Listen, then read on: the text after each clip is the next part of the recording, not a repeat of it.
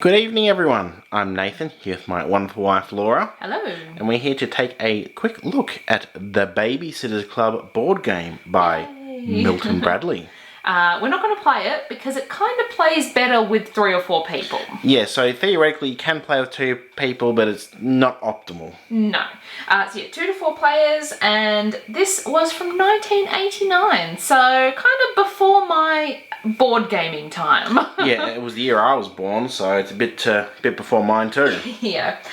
So the idea is to collect tokens and score the most points to win. Play it with your best friends, share a secret, tell a story, and do silly stuff and more. Oh boy, who loves dares? So there's all sorts of things kind of combined into the one game It here. reminds me of the Simpsons board game I reviewed ages ago, where each sort of section you had to do something different. So similar sort of setup here.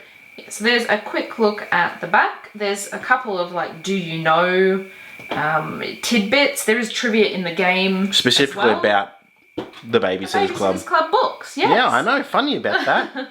So there's actually a new TV show on, well, it's not so new anymore. On but Netflix? Yeah, there is a show, so... Alright. It's been a long time since I've read the books, but I did read them when I was younger. I didn't. You didn't? I read Goosebumps. We've gotten a bit messy. It was all neat, but then I dropped the board game before. Alright, so the instructions come on a cardboard insert inside the box. We'll have a scan of them down below. However, generally you would find it with the insert. Yeah, well, at least we hope you do. Next, we have these clipboard, which are the scoring pads or the equivalent. Well, they're actually just to hold your score sheets. So there's 4 of them, 1 for each player, and they match the colours of the playing pieces. They've got slots up here to put some tokens in, which we'll get to shortly. And this little slot here is to put your score sheet in. Those darn points. So it just comes on a notepad. Which is still quite a lot in there, so we got this second hand, so yes. Whoever had this obviously didn't play it too much. These are actually still in good condition, which we're lucky, because it is just cardboard, and often that can get... They sort of slot in there, and then there you go. It's not as difficult as I'm making it look. I'm just being extra careful so I don't damage anything.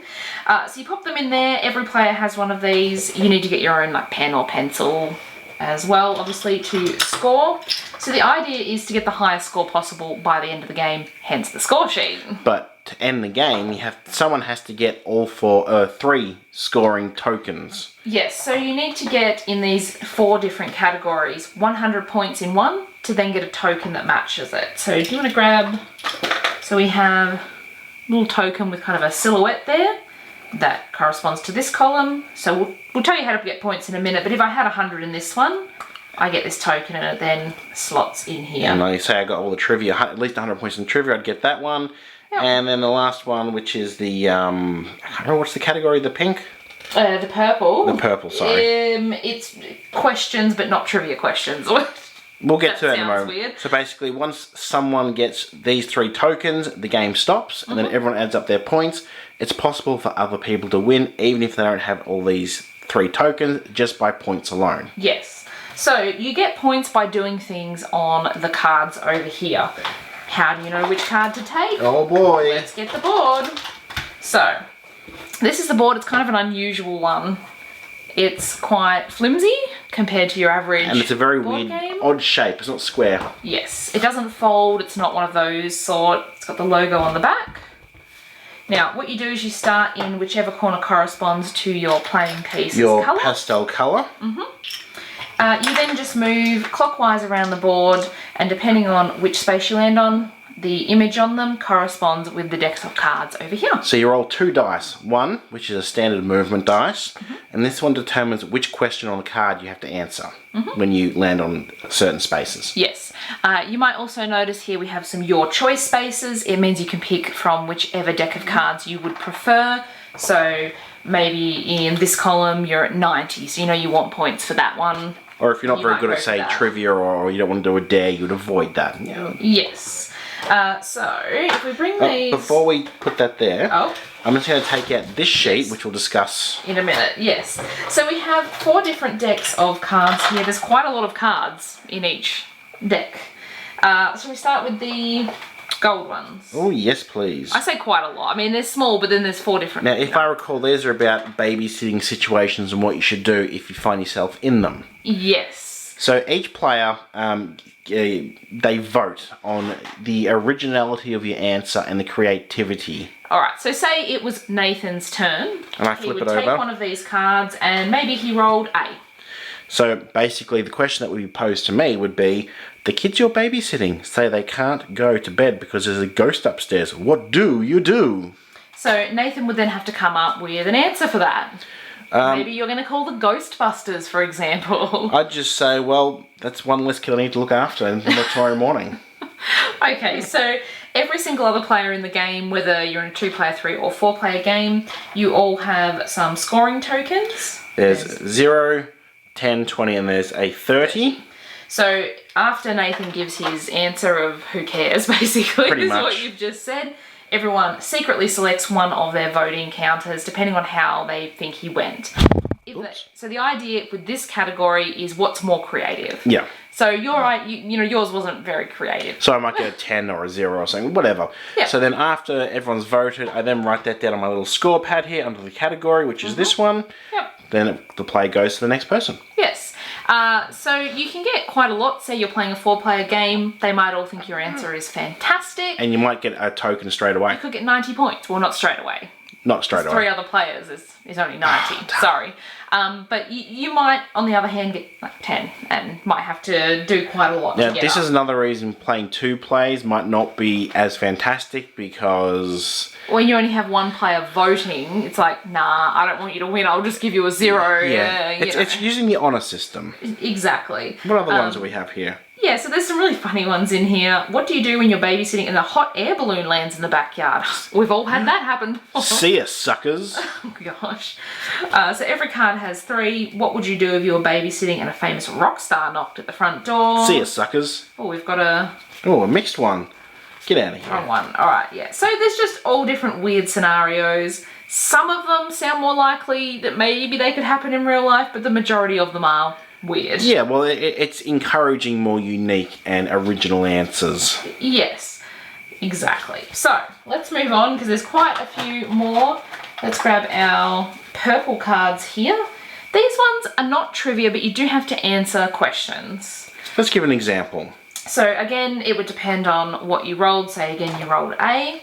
Pretend that you're a great inventor and describe your latest invention. And yet another one where, depending on how creative and original your answer is, people will give you certain scores when they vote for you. Yes. So the instructions say for the purple cards, you want to be believable with your answers. Some of them are about like boys, best friends, school, that sort of thing, and other ones are stunts. I mean, I'd give you 30 at the moment for talking in an old lady's voice. Great, thanks.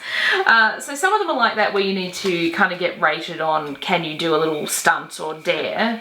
Others, I'm trying to find one. Who would you like to get a love letter from and why? So, you know, it's like, oh, Billy at school. Oh, I've got a crush on him or whatever, He's you know. pretty hot. Whatever your answer may be. So that way it's just got to be believable in those There's a couple of instances. funny ones and a couple more sort of serious ones. Pretend to play hopscotch. What's the worst birthday gift you ever received? Use makeup kit for you, I believe. Oh, that was for Christmas though. It doesn't count. Oh, It wasn't darn. for a birthday. Name the first song that you ever learned and sing a few bars. What was yours? What? What was your The first song I ever learnt to sing? Yes. Bat Out of Hell by Meatloaf. Beautiful. And no, I'm not going to sing the first few bars. So you can pause and read. I wish my more of dad those. wouldn't exist in front of me. Is that what it said? Oh, okay. So yeah, lots of different options there. I don't really like doing the dares and stunts. They're not my favourite. Which is why when we play the Simpsons game, you always forfeit them. Yeah. So again, there you could earn anywhere from like 0 right up to 90 if you're playing a 4-player game and they all think you've done a good job. The only one that's really on par are these questions here, which are the Babysitters Club trivia. Oh, but it's not just a matter of right or wrong like normal trivia would be. So let's have a look and we'll show you. So each card has the book that it's from. I think it's a really nice touch because back then when this was released, maybe you were right in the middle of reading them. Yeah, I mean, I think most people back, at least when I was a bit older, had some Babysitter Club books. I had a lot of Babysitters Club books. Anyway, so this one's book 16, Jesse's Secret Language. Jesse Ramsey moved to Stony Brook from... California, New York, and New Jersey. So, what you do is you answer. So say I said California. I don't know, by the way. It's been a long time. I don't remember any of the books that well. However, Nathan would then vote. If he thinks I've got that right, which probably means he knows it if he thinks I've also got it right, he would give me a score of 30 when he votes. But if I think that you're bogus, I could give you a 0. But if you think you're correct... Hang on. So you could give me a 0 if you definitely think I'm wrong. Yes. If you're unsure, you can actually give a 10 or a 20 somewhere in the middle. And you'd like to challenge that because you think you're definitely right. Yes. So say I knew it was California. I don't, by the way. I might say, Nathan, how could you only give me 0? I challenge that. Yes. That's when the other sheet that Nathan has over there comes into play. So here we have the fancy pants answer sheet for all these cards. Should we turn it up the right way? So you need a mirror to look at this one or because you can they're just backwards. read it slowly. But anyway, so this one says card 16. So you go down to card 16. And what was it, number A? Question A, not number A, yep. New Jersey. Yes. Yeah, it's right there. So yeah. I'm looking at it upside down while it's sort of at a weird angle. So the answer was New Jersey. So I actually got it wrong. Again, I didn't actually know. So two things happen. If Laura had got that right and she challenged it and it was right... You thought I was wrong, but I was right. She gets the maximum points from everyone. Yes. So if... Plus an extra 10 bonus points. So say it was just the two of us playing, I then get the 30 points from Nathan, whether he thought I was right or not. Plus an extra 10. Plus the 10. However, if I'm proved wrong... 0 points for you. Even if maybe Nathan had given me 10 or 20, I lose those. I lose everything. So you want to be pretty confident if you're going to challenge and check the Especially if you're playing with more than 2 players. Yes. Because there's more points on the line. Yes. So again, they all just follow that same format. It's all trivia. Theoretically, you could get all the answers wrong and still get a lot of points if you manage to convince everyone else playing that you're right. There's only 36 cards. Yeah, from, I assume, the amount of books that were out at the time, I'd be guessing. I don't know for sure, that's just a guess. And what's the last category? The most interesting and very useful category? Well, I wouldn't call it the most interesting. These are the peach cards, and these ones have the characters on them. Yeah. That's it. It depends on who you're playing as, doesn't it? Yes, so to get the score token for this particular category, you've got to get 4 cards with your character you're playing as with. Yes, so if you were playing as Claudia with the green and you picked up a Claudia card, you keep the card and write 25 points on your score sheet in your peach column. Oh, but what if you can't get enough Claudias? What if you need something else to supplement your Claudia cards? So we have all the different characters in here, at least the main ones from back then. Then somewhere in here are like wild cards. So these can be for anybody. Doesn't matter what colour you're playing as because all 4 of them are on there. Now there is a special rule if you're only playing with 2 or 3 players. Yes. You basically take out all the characters that no one's playing with. Yep, so if you were Christy and I was Dawn, we'd say, oh, we don't need the Claudia cards, and they come out of the deck before we start playing the game. Obviously, if no one's playing as Claudia, it's not much use getting a Claudia card. I don't know, I'm not colourblind, but I'm just going to say something. I'm getting really kind of confused with...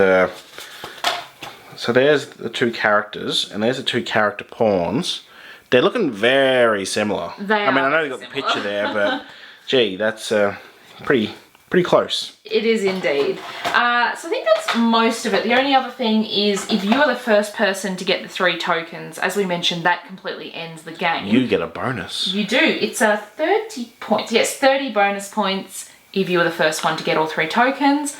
Nobody else gets the chance to complete any other columns. Whatever you've got at that point is it. Oh, I'm not sure if we mentioned, if you get one of your scoring tokens in any category, you can continue to answer points in that questions in that category and continue to add points, but you can only get 1 token per category. So say I got 100 points in the peach, but I kept on picking up more Claudia cards, I can keep adding 25 points to my score. But you don't get any more tokens. They have to be 3 different ones to end the game. And that's how you can beat someone who has actually got all 3 tokens before you could. Exactly, because maybe one of your columns had finished, but you kept landing on the same card, you kept earning points on it, and that could be what pushes you over the edge.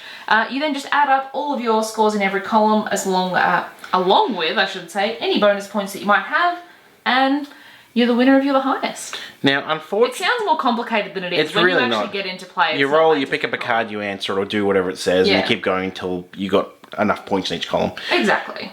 Could you play this today without any knowledge of Babysitter's Club, though?